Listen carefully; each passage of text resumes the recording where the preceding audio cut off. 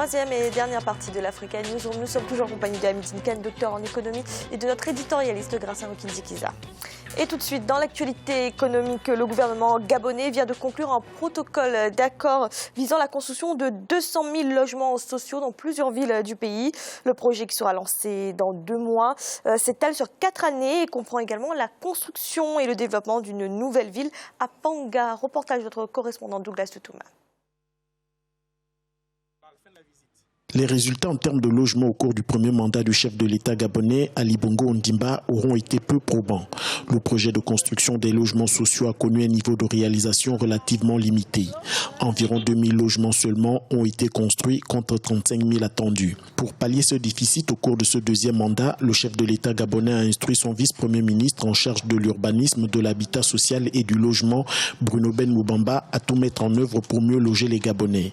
C'est dans ce sens que M. Moubamba a signé le 15 mars 2017 à Libreville un protocole d'accord avec les responsables du consortium chinois One Holding Group Limited pour la construction de 200 000 logements dans plusieurs villes du Gabon. Ce protocole d'accord est un acte contre, et je pèse mes mots, la résistance au changement qui existe dans notre pays. Ce protocole d'accord est un acte contre les forces de l'inertie qui veulent plomber le second septennat du président Ali Bongo Ondimba. Le modèle économique des discussions en cours repose sur un modèle très simple, le partage des profits. Selon le partenaire chinois, les travaux de ce vaste projet seront lancés dans 2 mois. Ils vont s'étaler sur 3 ou 4 ans. Le document paraphé met également en relief la construction et le développement d'une nouvelle ville à Panga liée à d'autres projets structurants tels que le pont en eau profonde de Mayumba dans la ville de la Nyanga au sud du Gabon. Au cours de notre visite, nous avons constaté que le Gabon a besoin d'infrastructures et c'est pour cette raison que nous voulons apporter nos fonds de Hong Kong pour accompagner le développement socio-économique du pays. Le protocole d'accord inclut également le projet de construction d'une cité administrative et des cités universitaires pour les étudiants à Libreville. Le projet, dont le démarrage des travaux est imminent, constituera une réponse aux effectifs pléthoriques et aux problèmes d'infrastructure que connaît l'université Omar Bongo de Libreville. Précisons que la réalisation de ces projets repose sur le partage des profits et n'impactera pas la dette publique de l'État. Gracien, combler le déficit de logement au Gabon, c'est une promesse électorale de l'actuel président. Il y a une promesse électorale en 2009. Le gouvernement gabonais est particulièrement attendu sur ce point. Oui, le gouvernement est attendu parce que la promesse en soi, on en parle depuis des années, plusieurs années, quand on fait des recherches, et ça va même jusqu'à 2008, 2009. On parle de 200 000 logements qui manquent. Jusqu'aujourd'hui, 2017, les 200 000 logements manquent toujours, mais cette fois-ci, on signe un accord. Alors, le problème, il y aura les 200 000 logements. Est-ce que vraiment on sait quel est le public qui est concerné? Éventuellement, ça pourra être la classe moyenne. Est-ce que la classe moyenne n'a pas envie d'habiter ailleurs plutôt que d'être dans une nouvelle ville ou dans de nouvelles constructions? Donc, c'est juste parce que ça, pour moi, ça fait, disons, un grand chiffre pour des logements qu'on construit classiques, éventuellement pour un public ou des gens qui ne sont pas éventuellement aussi solvables que ça. Et l'État ne pourra pas gagner. Et en même temps, je pense que ces gens qui construisent, ils vont gagner déjà parce qu'il doit y avoir une certaine garantie de l'État. Amidine Kane, alors justement, il y a déjà des polémiques sur l'attribution de ces logements sociaux. Est-ce que, d'après vous, ça peut poser un problème, cette attribution? Oui, ça pourrait poser un problème. Mais je pense qu'il faudra quand même voir ça autrement. C'est vrai que, comme l'a dit Gracien, depuis des années, on est en train de parler de 200 000. Les 200 000, à tout casser, c'est 6 900 qui ont été construits.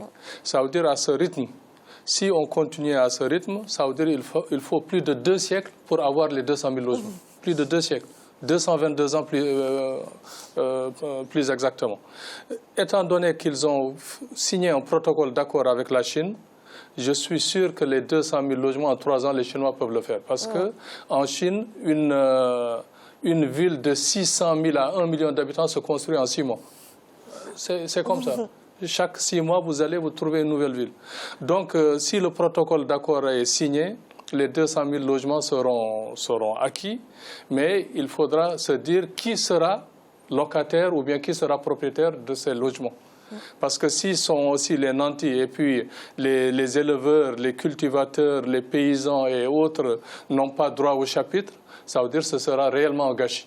Alors que la population gabonaise, c'est 1 500 000 habitants. C'est un pays sous-peuplé, avec d'énormes potentialités. Je crois qu'il faudra mettre le paquet là-dessus pour qu'on passe à autre chose, parce qu'il y a tellement de défis que le Gabon doit relever. Je crois que si tout Gabonais a une maison, là, on pourra voir plus clair et puis les Gabonais pourront se dire qu'il y a quelque chose qui a été fait depuis l'indépendance jusqu'à présent pour eux. Merci. Dans l'actualité également, au Zimbabwe, la production du tabac veut être une alternative à la crise monétaire du pays. Une production qui devrait s'établir en 2017 à 205 000 tonnes. L'accroissement de la quantité de tabac pourrait ainsi permettre au gouvernement d'améliorer les recettes d'exportation de la matière première afin de faire face au déficit de liquidité auquel est confronté le pays. Clément Joël Soala.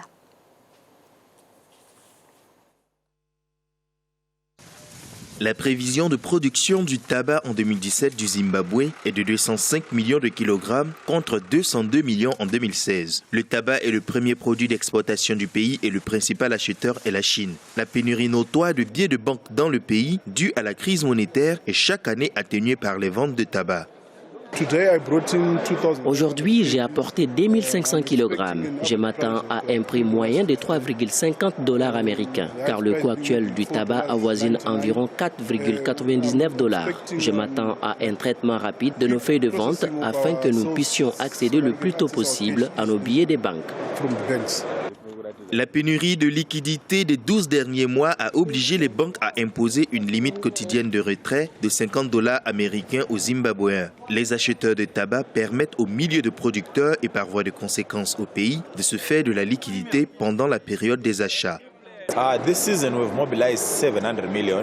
Cette saison, nous avons mobilisé 700 millions de dollars pour acheter le tabac aux agriculteurs. La saison dernière, ils avaient bénéficié d'environ 585 à 600 millions de dollars de la vente. Nous nous attendons à une meilleure année en termes de production. La saison dernière, nous avons vendu environ 202,2 millions de kilogrammes et cette saison, nous attendons plus, car nous avons une meilleure qualité de tabac cette année. Le Zimbabwe vit une crise monétaire sans précédent depuis les années 2000. Le gouvernement zimbabwéen impute la pénurie de liquidité monétaire actuelle aux exportations illégales du dollar des États-Unis, à la faiblesse des prix des produits de base et à la chute des transferts de fonds de la diaspora zimbabwéenne. Gratien, le Zimbabwe, l'État a raison de s'appuyer sur le secteur du tabac? Pour moi, l'État a tort de s'appuyer vraiment sur le secteur du tabac. Parce qu'un pays qui veut produire plus le tabac, le tabac, le coton, canne à sucre, alors que les gens, ils ont faim au Zimbabwe. Ils ont besoin du maïs, ils ont chassé les agriculteurs blancs qui produisaient beaucoup et maintenant, ils n'ont pas d'argent, ils se retournent vers le tabac pour le vendre aux Chinois qui l'achètent facilement. Ils ont un problème monétaire, mais finalement, ce n'est pas vraiment la mesure en soi. Quand ils ne vont pas pouvoir exporter le tabac, ils ne vont pas manger le tabac. Donc, il y aura un vrai problème dans ce pays. Je pense que le pays devait changer vraiment de priorité. On n'a pas beaucoup plus besoin de devises, contrairement à ce qu'on pense. On a besoin d'abord de faire l'autosuffisance alimentaire avant de penser à avoir beaucoup de devises. Amidine Kane, qu'est-ce que vous pensez de cette stratégie du gouvernement zimbabwéen? Non, moi je pense que c'est une mauvaise stratégie. Le Zimbabwe a énormément de potentialités. Dans les années jusqu'à l'arrivée justement de Mugabe en 80 au pouvoir, le Zimbabwe, l'ancienne Rhodésie, c'était le grenier à blé de l'Afrique. C'était un pays exportateur dans tous les domaines. Même au point de vue industrie manufacturière, ils exportaient. D'ailleurs, ils étaient plus importants que l'Afrique du Sud dans les années 70-80. Et voilà maintenant que depuis une trentaine d'années, c'est un pays qui est en train de sombrer petit à petit dans la déchéance. Et puis économiquement parlant, maintenant c'est un pays qui est vraiment à ras les pâquerettes. Je crois que les gouvernements zimbabwéens ont mal jaugé et puis ont fait une mauvaise planification économique. Donc cette politique de tabac, de vente de tabac à la Chine, ça ce n'est pas quelque chose de sensé pour un pays comme le Zimbabwe. Je pense qu'il faudra remettre, par exemple, les pendules à l'heure, en s'attaquant réellement à l'agriculture, en disant qu'aux fermiers blancs, d'ailleurs, qui sont partis, certains sont dans les deux Congos, d'autres sont au Gabon, d'autres sont au Nigeria, au Mozambique et en Angola. Il faudra les dire de revenir parce que c'est de gros producteurs et sont des Zimbabwéens. Je crois qu'ils peuvent relancer la machine agricole et puis en ce moment, le Zimbabwe sera autosuffisant et ils pourront penser à autre chose. Mais les devises, ils ne pourront pas les avoir avec les Chinois. Les Chinois vont acheter toujours moins cher que sur le marché international. Grâce les autorités imputent la crise monétaire à la chute des transferts de fonds de la diaspora. Ça veut dire quoi? Que le Zimbabwe était dépendant quelque part de cette diaspora, de l'envoi des fonds? Oui, mais il faut savoir une chose. Si on installe une dictature dans un pays, les gens fuient. Et quand les gens fuient, la diaspora qui envoie de l'argent, surtout la diaspora qui se trouve en Europe ou aux États-Unis, envoie de l'argent dans les pays limitrophes, non pas au Zimbabwe. Et en même temps, si le pays fait beaucoup de violence, et disons la dictature commence vraiment à être très forte, c'est-à-dire que la diaspora ne rentre pas. En général, quand on est de la diaspora, on envoie de l'argent et en même temps, on rentre au pays pour en profiter. Et cette fois, donc c'est le mouvement inverse qui se passe. Merci. Tout de suite, notre chiffre du jour, la contribution des Sénégalais de l'extérieur à la vie économique de leur pays avoisinerait les 950 milliards de francs CFA, soit 1,6 milliard de dollars par an en moyenne. Cela fait de la diaspora sénégalaise le principal bailleur du Sénégal, d'après les mots du ministre des Finances, Amadou Ba. Amidine Kane, qu'est-ce que cela signifie que la diaspora sénégalaise est finalement un acteur central de l'économie sénégalaise? Un acteur central et un acteur très dynamique. Ça, tous les Africains le savent, les Sénégalais sont de grands bosseurs et puis ils investissent beaucoup chez eux. Ils investissent beaucoup au Sénégal et c'est à encourager. Comme vous l'avez tantôt dit, c'est l'un des principaux. La diaspora est l'une des principales force justement pour l'émergence du Sénégal parce que les investissements étrangers ou bien les prêts ou bien la coopération internationale n'investissent pas 1,6 milliard de dollars au Sénégal. Ils investissent beaucoup moins et puis avec des contraintes financières beaucoup plus drastiques. Alors que les Sénégalais qui investissent dans la pierre, dans le bâtiment, investissent dans l'agriculture et investissent dans la petite industrie. Donc c'est à encourager, il faut leur dire d'aller de l'avant et puis de penser aussi à revenir chez eux pour justement mieux fructifier ce qu'ils investissent. Mais grâce, ça veut dire quoi également que finalement les transferts d'argent vers le Sénégal sont peut-être plus faciles que vers d'autres pays africains? Moins coûteux? Non, je ne pense pas. C'est la même chose parce qu'on passe tous par les Western ou les autres. Il y a plusieurs, les mêmes méthodes, mais en même temps, c'est un pays où il y a beaucoup de mouvements, des gens qui vont, qui viennent. Et souvent, il y a des gens qui envoient l'argent avec des gens qui partent, donc sans qu'il y ait les frais. Donc c'est surtout l'esprit d'envoyer l'argent, l'esprit d'aider d'entraide, les gens viennent et envoient de l'argent comme au Mali par exemple. Donc ce n'est pas vraiment la facilité au niveau technique d'envoi, mais c'est surtout cette volonté d'aider le pays et en même temps la volonté d'investir dans leur pays. Il y a d'autres citoyens qui veulent investir dans le pays où ils sont et qui ne veulent pas investir dans leur pays. Cela veut dire que finalement, les Sénégalais ont beaucoup confiance dans leur pays, en leur régime qui dirige le pays, ou le président. C'est un point positif pour le président parce qu'ils ont confiance. Cela, ça se voit notamment au niveau de ses envois. Mais on parlait du Zimbabwe. Oui. Il y a un acteur important qui est Wari, justement, qui facilite justement les transactions financières entre le Sénégal. D'ailleurs, c'est devenu presque une multinationale qui commence maintenant à racheter aussi des parts dans la télécommunication pour justement les transferts électroniques. Mais Gracien, on parlait du Zimbabwe tout à l'heure qui impute sa crise monétaire à la chute des transferts de la diaspora. Ce n'est pas risqué de dépendre autant de sa diaspora ? On peut dire que c'est risqué. Il y a des pays comme le Cap-Vert qui dépendent vraiment de la diaspora. Et en même temps, on ne peut pas compter sur ça. Cela veut dire qu'on n'a pas d'autres sources. On se contente de ce qu'on a.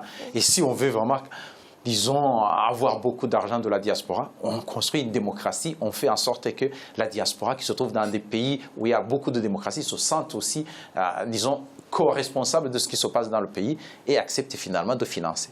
Merci. C'est à présent la fin de cette émission et de cette semaine sur la souveraineté énergétique.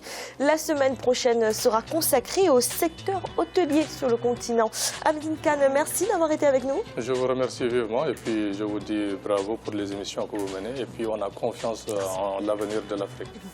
Gracien, merci également d'avoir été là. Merci Fanny, bonsoir à tous. Et merci à vous de nous avoir suivis. À bientôt dans l'Africa Newsroom.